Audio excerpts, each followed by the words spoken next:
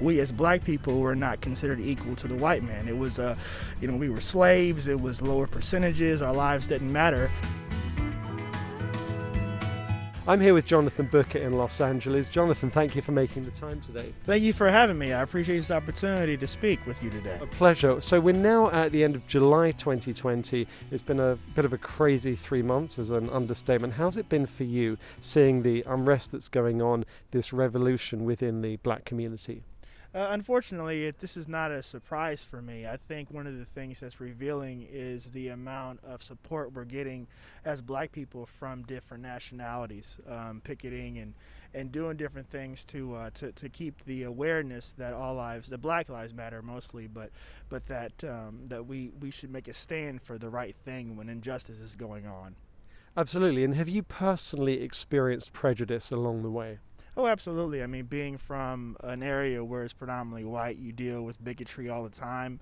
I remember being called out of my name when I was, 5 years old, and not really knowing what the N-word meant, and my mom explaining it to me. And at that point, understanding how to survive and how to protect myself as a black man in the U.S. Right, and can you tell me the difference between where you grew up and living in Los Angeles? Is there a difference from the racial perspective? I honestly think that there's racism everywhere, but it's just it's masked in different ways. You have people where I'm from who are completely right out the gate will tell you, you don't belong out here. Whereas in certain areas like LA, it's more of, we smile in your face and talk about you behind your back, or you can't go into this area. It's not all the time, but there are some cases, even being in LA, that you deal with prejudices and racism. And I also dealt with it at work and being called all kinds of racial slurs by a woman in the parking lot right in the Woodland Hills. So it's not any different anywhere you go. It's just the amount. It's just done differently. What was it like growing up in Illinois from the racial perspective? It wasn't bad actually, but there were some moments where I understood that there were some places that I wasn't welcome, in certain towns that did not wasn't so accepting of black people. However, there was a lot of love in my community, but there was division. There was an area where the majority of black people lived, and there's areas where the majority of white folks lived, and the majority of Marion is white. However, we do have a small community that is predominantly black. What's your perspective of the Black Lives Matter organization? Bearing in mind everyone would agree with the name itself, with the message of Black Lives Mattering, but in terms of the actual organization, there are some tremendous problems, it basically being a Marxist organization with anti-Semitism and a ton of other stuff. But how do you process all of that?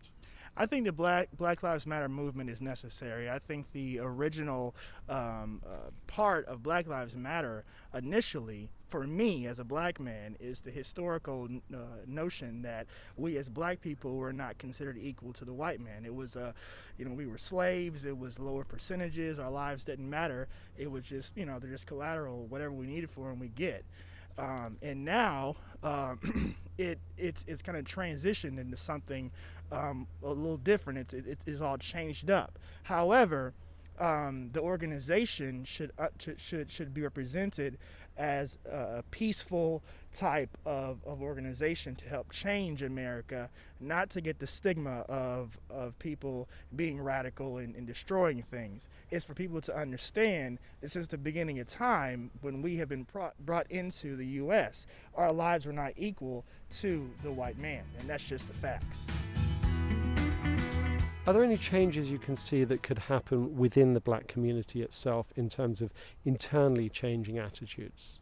Oh, absolutely. I have a little bit of a different perspective on this because I know my history and I know the challenges that we as black people have had to deal with over the course of time since the slave ships came to this country when we were colonized and just particularly treated like animals. I don't particularly feel that in our country anything that was written or documented was meant for the African American, the black man. And I think that in order to get unity, we need to understand that even though change has been done, it hasn't been done in the way where we are specifically equal amongst the other races within the U.S. So to organize amongst each other, create with each other, work with each other, and do the things we need to do to have our own communities, it'd be more of a partnership with white organizations instead of being involved with organizations.